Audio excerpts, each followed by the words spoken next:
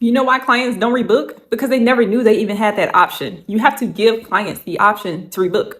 Actually, don't give them the option. You lead, right? After the appointment, say, hey, let's go ahead and get you back on the books to further your result, whatever the result is. You know, whether they want longer hair, they want lighter skin from discoloration, whatever the result is. And if you don't, people would not know they need to rebook. They would say, oh, I'll do it later. Yeah, I love the service.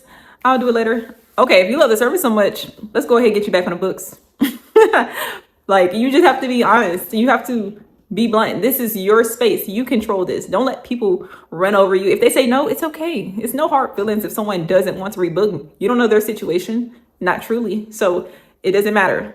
What matters is they said they loved it, and all you can do is look at its face value. If they say they love the service and they left you a good review, whether they did or didn't, they told you they loved it. Don't overthink it, right? Just keep pushing. It's okay if they say no, right? You might get a no before you get a yes. Keep going. Don't let it get you down. I see a lot of people on social media saying, oh, I see my client got their hair done by this person or went to that person after me. Don't worry about it. Don't stress about it. Just keep pushing. Don't take it personal. Honestly, I don't even like following clients at all, right? Because I had an issue one time where